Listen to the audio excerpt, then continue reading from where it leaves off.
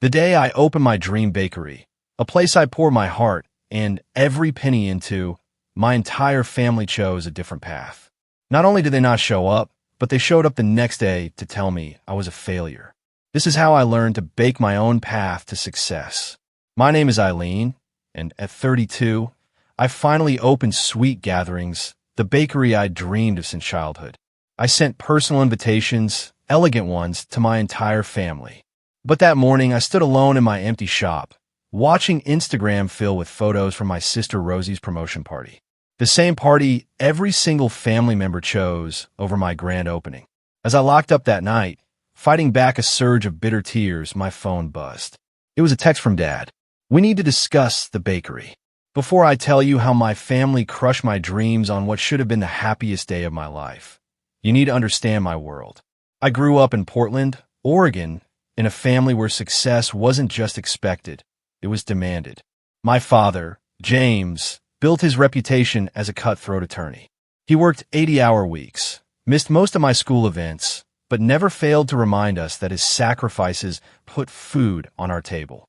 My mother, Diane, balanced her career as a hospital administrator with maintaining our family's social status. She ran our household with clinical efficiency, every achievement earning a check mark in her mental ledger. Then there are my siblings. My older brother Tyler, now 35, followed Dad into finance. By 25, he was an investment banker in New York, sending expensive but impersonal gifts. My younger sister, Rosie, 29, was the marketing prodigy. Mom and Dad beamed with pride at every promotion. Every salary increase Rosie flaunted on her carefully curated social media.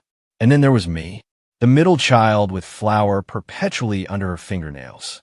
My love affair with baking began when I was 8 in Grandma Eliza's kitchen. While my parents pushed Tyler and Rosie toward academic competitions, Grandma Eliza taught me how to feel the perfect consistency of dough. "Baking is love made visible," she'd say, her hands guiding mine. "When someone tastes something you baked, they're tasting your heart."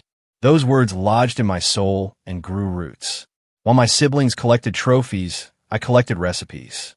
My family, though, viewed my passion as cute but inconsequential. "It's a nice hobby, Eileen," my mother would say, emphasizing hobby in that particular tone that made it clear it wasn't a career. During high school, I started working at Bailey's Bake Shop. Mrs. Bailey, the owner, became my second mentor. She showed me the business side of baking, that my dream could be a viable career. "You have magic in your hands," she told me once. "Never let anyone convince you that your talent is just a hobby." When college applications came around, my parents pushed pre-med. I compromised, majoring in business with a minor in food science, hoping to appease them while pursuing my true goal. During my sophomore year, Grandma Eliza passed away. At the reading of her will, I was surprised. She left me her modest savings. To Eileen, the will stated, "who understands that the most important ingredients in any recipe are passion and love." It wasn't enough to open a bakery immediately, but it was seed money. A vote of confidence from the one person who had always truly believed in my dream. After college, while my siblings launched impressive careers, I worked 3 jobs to save. I was a barista, an office assistant, and baked custom cakes for my tiny apartment kitchen. My family viewed this as my finding myself period, expecting me to eventually give up. "Law school applications are still an option," Dad would mention. "The hospital has a management training program," Mom would add. But my vision for Sweet Gatherings grew clearer with each passing year. I wanted a place that embodied the warmth of Grandma Eliza's kitchen, a gathering spot where people could connect. For 7 years, I worked, saved, researched, and refined. Each step brought me closer to my dream, even as my family continued to see it as a phase I would outgrow. Finally, I found a perfect location. A corner storefront with large windows, exposed brick, and original hardwood floors. Most importantly, it was within my budget thanks to Grandma Eliza's inheritance and my years of saving. When I called my family to share the exciting news about signing the lease, their reactions were exactly as I'd expected, yet disappointing nonetheless. "A retail lease in this economy?" Dad's voice was sharp. "Send me the paperwork before you sign anything. Better yet, I could invest and help guide it properly." I knew what that meant. His control. Mom's response was equally disheartening. Honey, the restaurant industry has such a high failure rate. It's not too late to apply to graduate school. When I called Rosie, her backhanded compliments cut deeper than outright criticism. Wow, going full steam ahead with the baking thing. That's so brave of you. I could never risk financial security for a passion project. Tyler's response was brief, all business. Send me your business plan and 5-year projections. Did you account for first-year losses? Have you stress-tested your financial model? No congratulations, no excitement, just immediate skepticism. Despite their reactions, I threw myself into preparations. I coordinated renovations, navigated permits, refined my menu. Every night, I fell into bed exhausted but fulfilled. I was building my dream. During this period, I began forming connections with neighboring business owners. Annie from Bloom and Grow Flowers next door stopped by regularly with coffee and encouragement. Marcus from Cornerstone Books across the street offered marketing advice. We newcomers need to stick together, Annie said. This neighborhood has real community potential, and businesses like yours will be the heart of it. As opening day approached, I created a special menu featuring items inspired by my family. James' Power Breakfast Scone for Dad, Diane's Elegant Earl Grey Cake for Mom, Tyler's Wall Street Walnut Brownies, and Rosie's Marketing Maven Macarons. At the center of my display plan was a special corner dedicated to Grandma Eliza. Her photo, alongside her handwritten recipes, her old wooden rolling pin a tribute to her influence. 3 weeks before opening, I sent personalized invitations. Thick cream cardstock, gold embossing, a personal note expressing how much their presence would mean. The responses trickled in with varying degrees of non-commitment. We'll try to make it, Dad texted. Penciling it in, Mom replied. Work is crazy, but we'll see, Rosie said.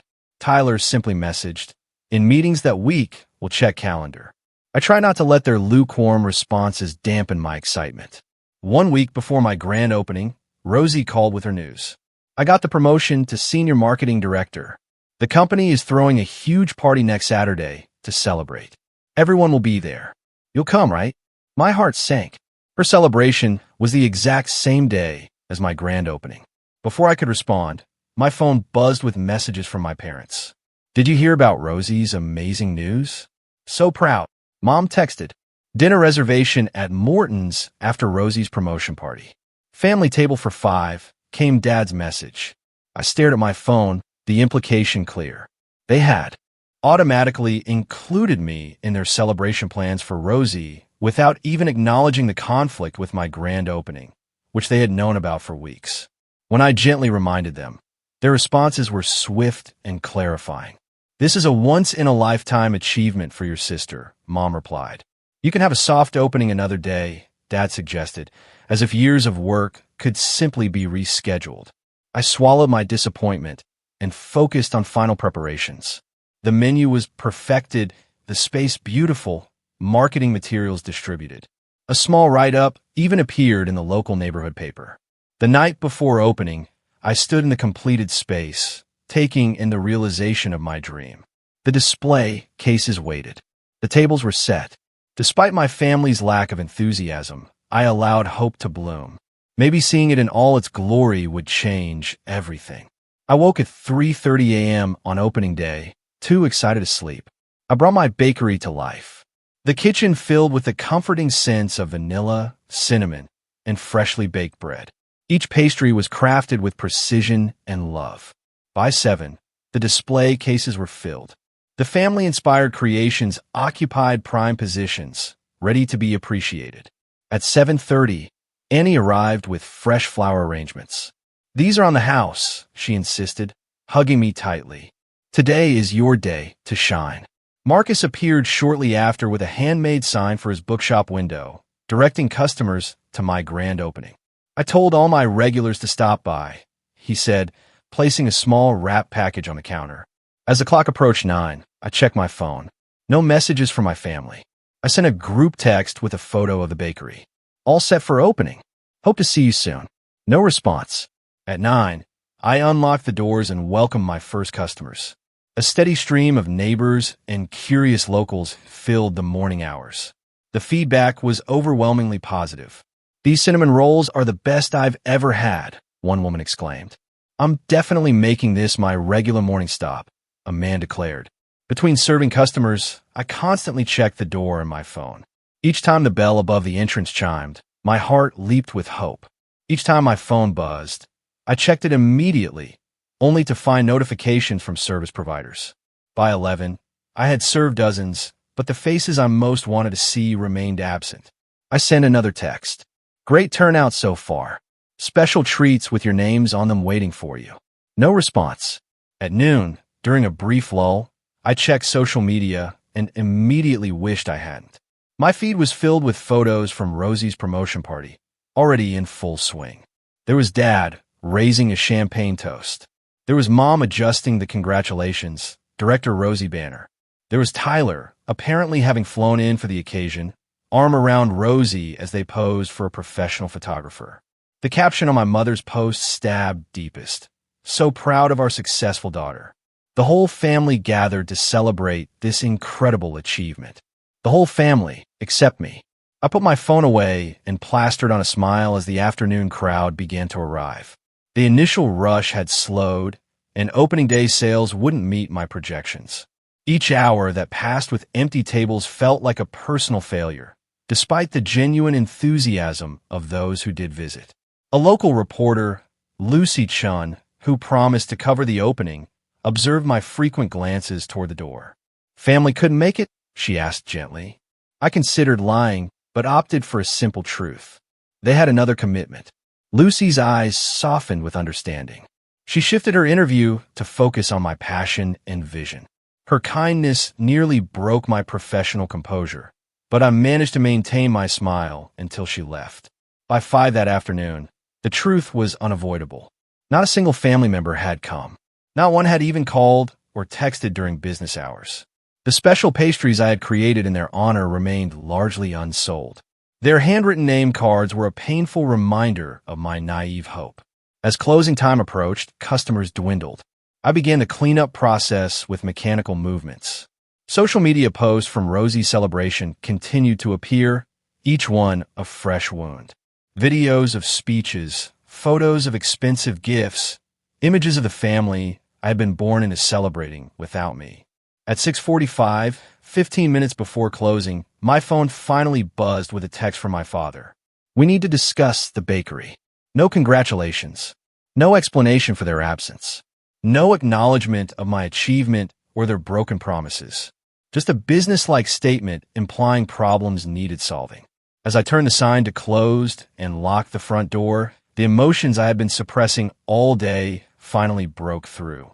Alone in my beautiful bakery, surrounded by the physical manifestation of my dream and the evidence of my family's indifference, I sank to the floor and sobbed. I don't know how long I sat there, crying, when a gentle knock on the glass startled me.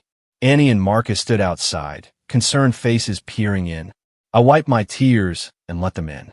"We thought you might need friends tonight," Annie said, holding up a bottle of champagne. First day of business calls for a proper celebration, whether it was perfect or not, Marcus added, producing 3 glasses from a tote bag. As we sat at one of the tables, toasting my bakery despite the day's disappointments, I realized something important. The family I had been born into might never understand or value my dream. But perhaps I was finding a new kind of family right here in this neighborhood, with people who showed up when it mattered. The morning after my grand opening, I arrived at the bakery early. Determined to move forward despite yesterday's disappointment, I focused on adjusting my offerings. I was elbow deep in dough when the bells above the door jingled. Glancing at my watch, I realized I'd forgotten to lock the front door, and it was still 30 minutes before opening time. "Sorry, we're not open yet," I called out, not looking up. "That is apparent from the empty tables," my father's crisp voice replied. My head snapped up. There, filing into my bakery like a corporate delegation, was my entire family. Dad led the way in a business suit. Mom followed, her critical gaze sweeping the space. Rosie entered next, designer handbag swinging, sunglasses on her head. A tablet in her hand displayed Tyler's face, video calling in from New York. "What are you doing here?" I asked, wiping flour from my hands. "Family meeting," Dad announced, selecting the largest table. "We need to discuss the bakery situation." "I'm preparing for customers," I said, glancing at the clock. "We open in 30 minutes. Based on what we observed yesterday, I doubt you'll be overwhelmed with business," Mom said, her tone sympathetic, but her words cutting. I flinched, but tried to maintain composure. "You observed? None of you were here yesterday." "Social media exists for a reason," Rosie quipped, tapping her phone. The geotags and check-ins for this place were hardly breaking the internet. My brother's tiny voice emerged from the tablet. I reviewed the neighborhood demographics and foot traffic patterns. "This location has problematic fundamentals for a specialty food business." They had been monitoring my opening day from afar, while celebrating Rosie. The realization added fresh pain to yesterday's wounds. Dad opened his portfolio and removed a stack of papers. "We have been discussing your situation, and we believe we have a solution that will minimize damage." "My situation?" I echoed, anger beginning to simmer beneath my shock. "Eileen, honey." Mom leaned forward, her voice dropping to the gentle tone she used when delivering bad news to hospital patients. "We all understand the appeal of following a dream, but sometimes dreams need to be adjusted to align with reality. We can help you sell this place before you lose everything." Dad continued, sliding documents across the table. "I have contacted a commercial real estate agent. He believes with minimal losses, we can get you out of this lease and recoup some of your investment." I stared at the papers, realizing they were pre-filled listing agreements, ready for my signature. They had prepared these before even seeing my bakery in operation for a full day. Mom reached in her purse. "I took the liberty of completing medical school applications for 3 programs that accept late admissions. Your undergraduate grades were strong enough that with the right personal statement, you could begin classes this fall." Tyler's face on the screen looked almost bored. "I have run the numbers, Eileen. Based on industry averages and your location, you're looking at insolvency within 4 months. 6 if you drastically cut expenses, which would further compromise quality." Rosie, who had been taking photos of my bakery, finally joined. "Look, it's not all bad news. I convinced my boss to open an entry-level position in our marketing department. The pay isn't great, but with your background, you could move up quickly. I'm not supposed to show favoritism, but..." She shrugged, making it clear this was a major concession offered out of pity. They continued talking over each other, outlining my failure and their solutions. My dream reduced her problem. My years of work dismissed as a misguided phase. Their absence yesterday reframed as rational detachment rather than hurtful abandonment. As they spoke, the bells above the door jingled again, and Mrs. Bailey walked in, carrying a small gift basket. She stopped short at the sight of my family. "Eileen, dear, I came to congratulate you on your opening." "Is this your family?" she asked, approaching with a warm smile. Dad glanced up with a dismissive expression he reserved for service personnel. "We are in the middle of a private discussion. Perhaps you could return during business hours." Mrs. Bailey's smile did not waver. "I'm Adelaide Bailey, owner of Bailey's Bake Shops." "Well, bake shops, plural now since we've expanded to 5 locations." She extended her hand, which Dad suddenly seemed more interested in shaking. "I've known Eileen since she was 16 and recognized her exceptional talent immediately." The atmosphere shifted subtly. Success was a language my family understood, and Mrs. Bailey spoke it fluently. Mom straightened. Rosie lowered her phone. Even Tyler's expression sharpened. 5 locations. Dad repeated, "That's quite an accomplishment." "Indeed," Mrs. Bailey responded, placing the gift basket on the counter. "Which is why I have complete faith in Eileen's success. Her creativity and business acumen remind me of myself at her age, though I dare say her technical skills surpass what mine were then." She turned to me with genuine pride. "I wanted to bring this welcome basket and let you know how sorry I am to have missed your opening. My flight from the baking conference in Chicago was delayed." The contrast between Mrs. Bailey's sincere regret for missing one day and my family's complete absence despite weeks of notice hung in the air like the scent of burnt sugar. "You know," Mrs. Bailey continued, seemingly oblivious to the tension, Eliza spoke of her granddaughter's talent constantly at our community baking club. She always said you would surpass all expectations, Eileen. She believed your understanding of how food brings people together was your true gift. A memory surfaced, sharp and painful. Grandma Eliza trying to convince my parents to attend my high school culinary showcase. Their polite refusals. Her disappointed but surprised expression. She had always known they would never understand my passion. Something inside me broke and reformed in that moment, stronger and more defined. Why did none of you come yesterday? I asked, interrupting whatever financial point Tyler was making. An uncomfortable silence fell. My family exchanged glances. We told you Rosie's promotion party, Mom finally said. It was a conflict we couldn't avoid, Dad added. The company CEO was there, Rosie pointed out. It was a career-defining moment. I shook my head. The party started at noon. My opening began at 9. You could have come for even 30 minutes. One of you. Any of you. More uncomfortable silence. Just tell me the truth, I pressed. For once, be honest about why my bakery, my dream, was not worth even a brief appearance. It was Tyler who finally spoke the truth, his digital presence perhaps making honesty easier. The family discussed it and decided that attending Rosie's event sent the right message about what achievements the family values. The words hit me like a physical blow. You discussed it? All of you? You made a collective decision not to support me. Mom flushed, but lifted her chin defensively. Real achievements deserve real celebrations, Eileen.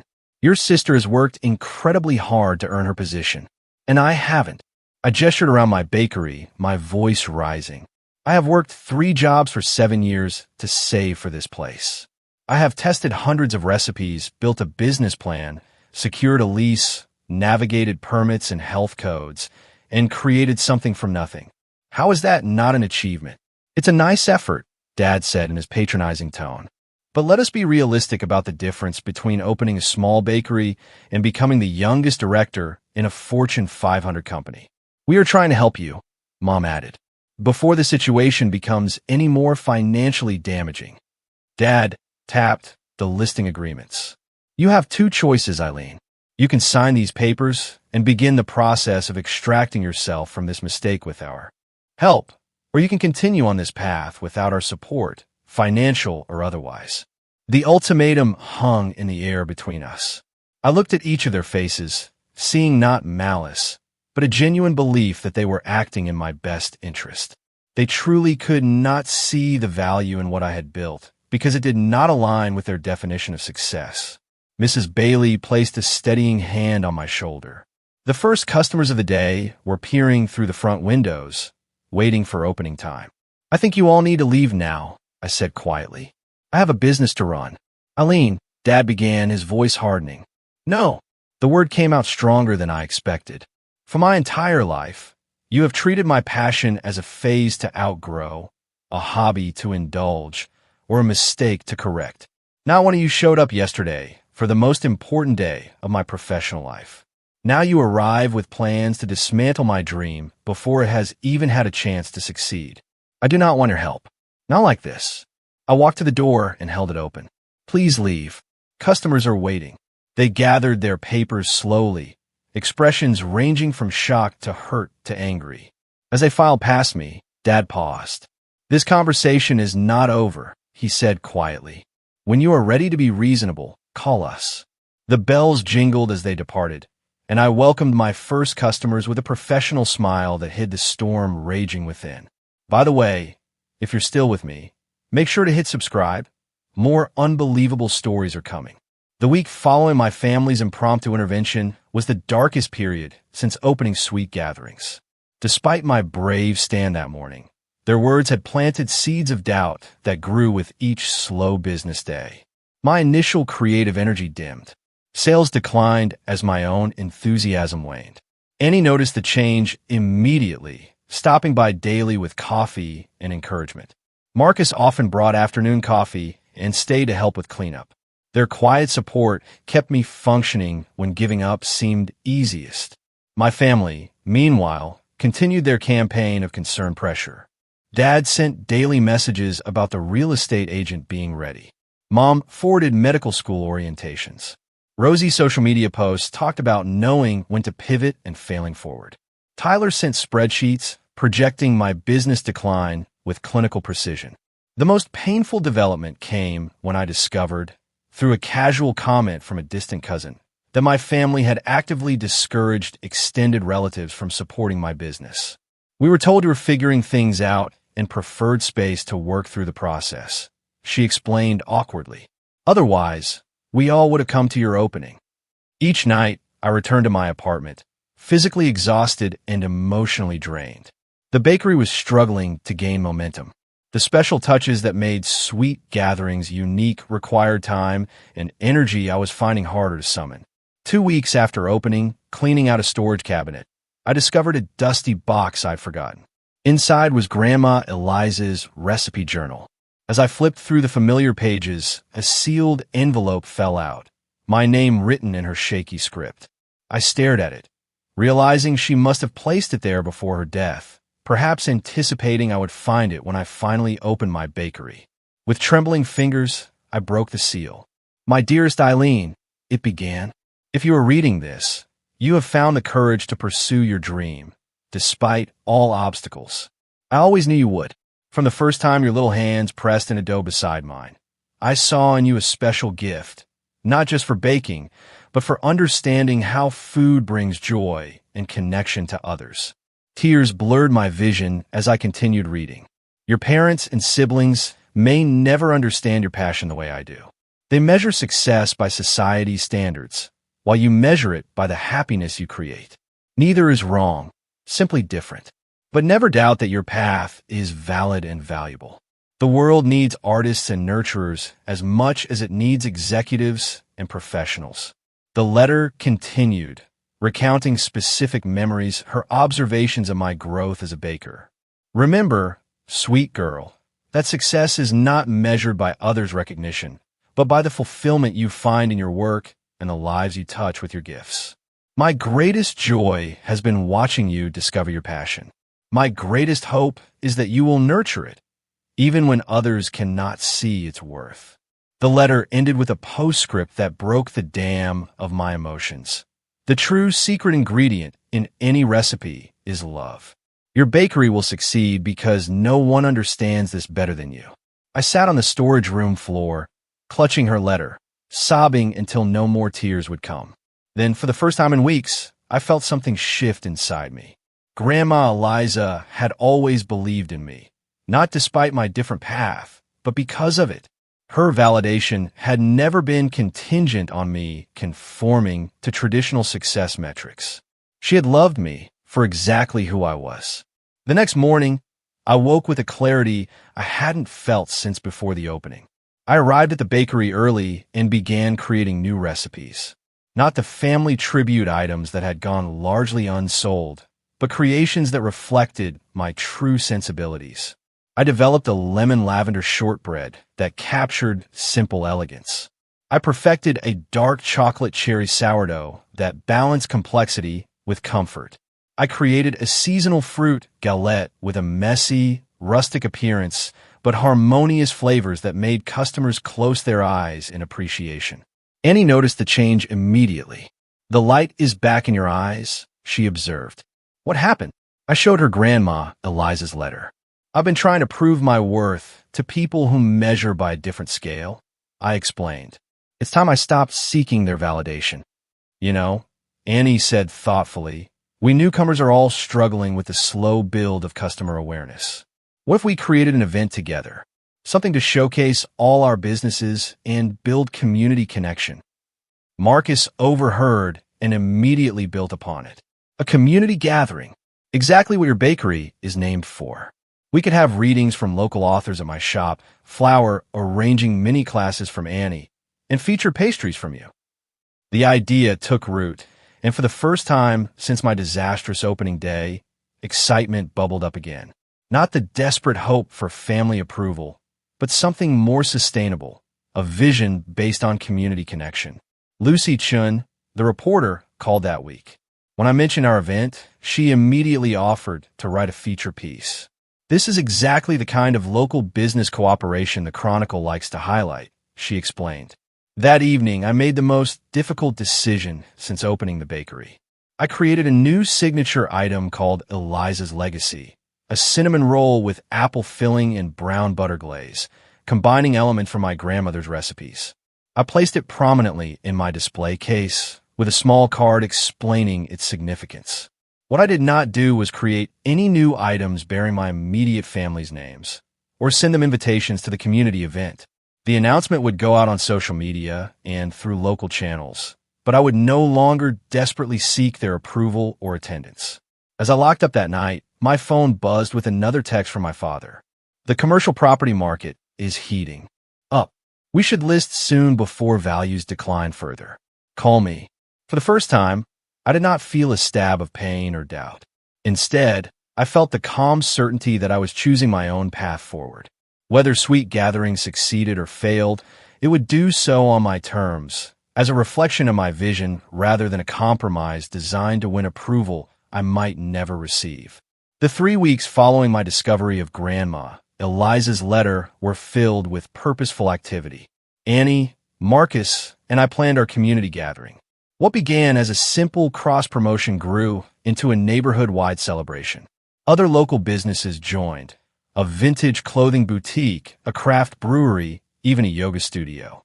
My social media strategy shifted from perfectly staged food photos to behind-the-scenes glimpses of bakery life. I shared stories about recipe development, including failures and successes. I posted about the relationships forming between regular customers who met at my tables. The response was immediate and positive. Lucy Chen's article appeared 2 weeks before our event, highlighting the collaborative spirit. My social media followers grew steadily. For the first time, I felt my bakery gaining genuine momentum, driven by authentic interest rather than obligation. I did not send my family invitations, but I did post public announcements. Whether they attended would be entirely their choice. The morning of the event arrived with perfect early autumn weather. I had been baking since midnight. Annie arrived at dawn with elaborate flower arrangements. Marcus set up a book exchange card.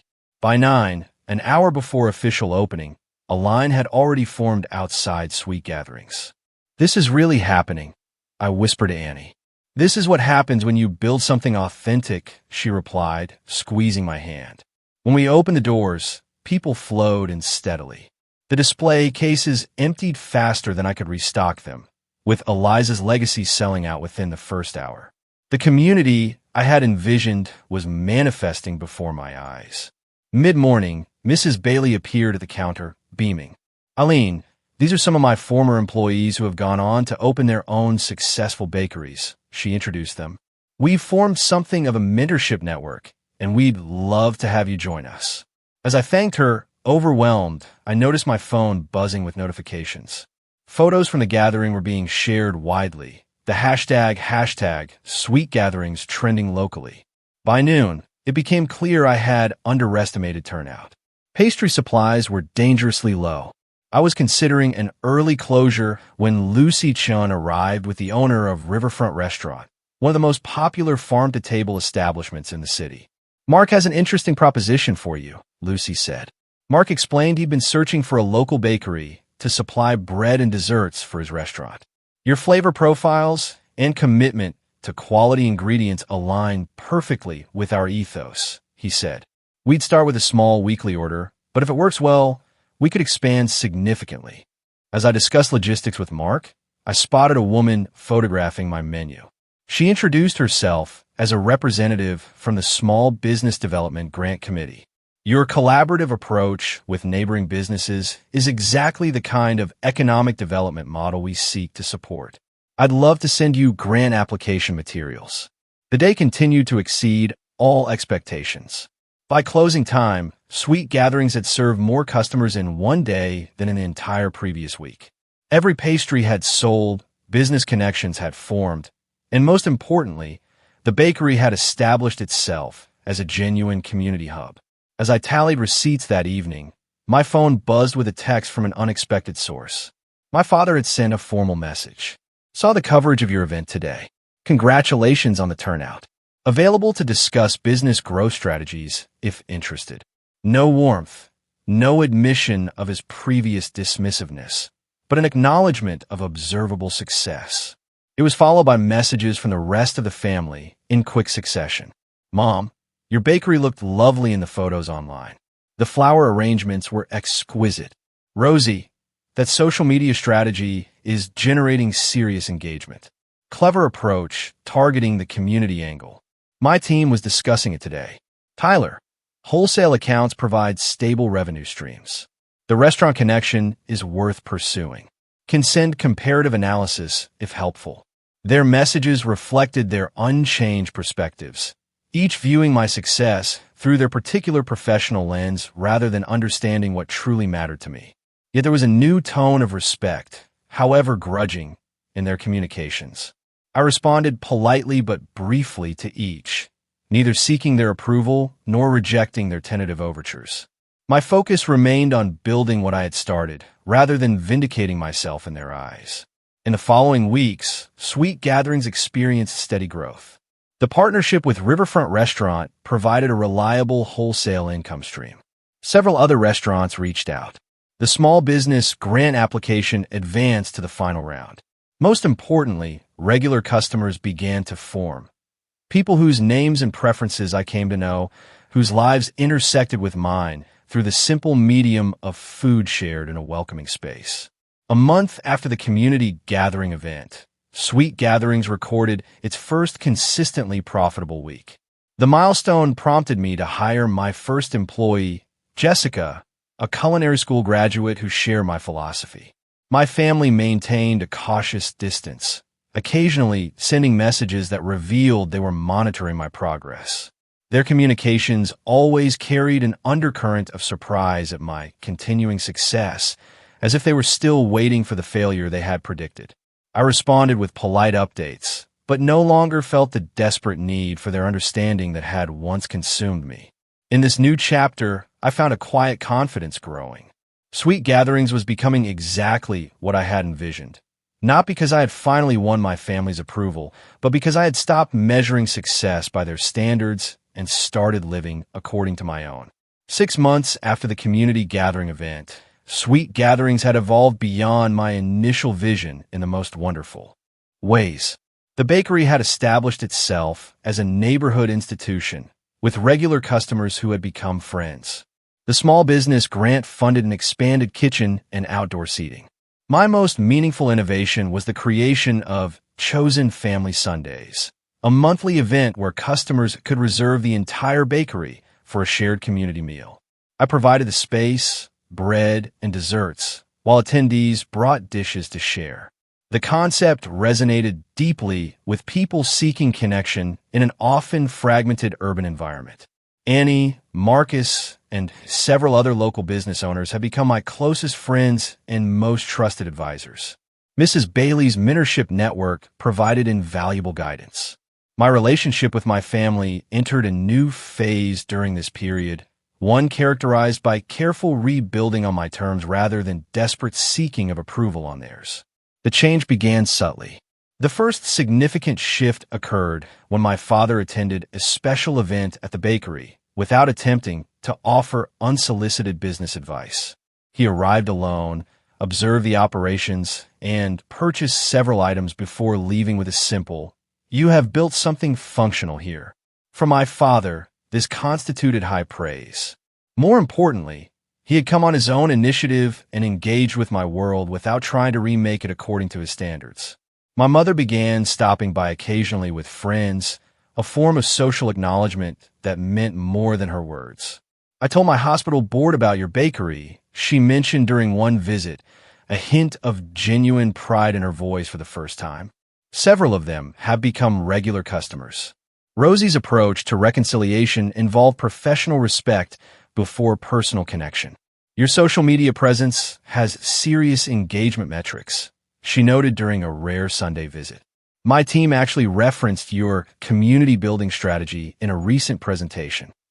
Later, more quietly, she added, "I think I've been comparing our accomplishments since we were kids. Maybe we could just be sisters instead of competitors." Tyler made the most dramatic gesture, flying in from New York specifically to visit the bakery. He arrived with his usual spreadsheets, but also with uncharacteristic humility. "Your financial trajectory has defied standard industry projections," he admitted. "I was working for models that did not account for the community investment factor you prioritized. There are some lessons here for traditional business approaches." I welcomed these overtures with cautious optimism. The wounds from their absence at my opening and their subsequent intervention attempt had healed, but left scars. I established boundaries around how we discussed my business and my choices, making it clear that respectful engagement was welcome, while controlling behavior was not. "I am open to rebuilding our relationship," I told my father during a particularly honest conversation, "but that requires acceptance of who I actually am, not who you wish I would become." The most profound healing in my life, however, had nothing to do with family reconciliation. It came from the realization that my worth was not determined by their validation. The journey from seeking their approval to finding my own measure of success had transformed me in ways that extended far beyond business ownership. As Sweet Gatherings thrived, I expanded the space to include Eliza's Corner, a special area featuring my grandmother's photo, recipe books, and a small library of baking resources. This space became the heart of our community outreach programs. A year after opening, Sweet Gatherings was featured in a national publications article on community-centered business models. "Marshall has created more than a successful business," the article concluded. "She has established a template for how commercial spaces can foster genuine community in an age of digital isolation." On the first anniversary of Sweet Gatherings, we hosted a celebration that filled the bakery and spilled out onto the sidewalk.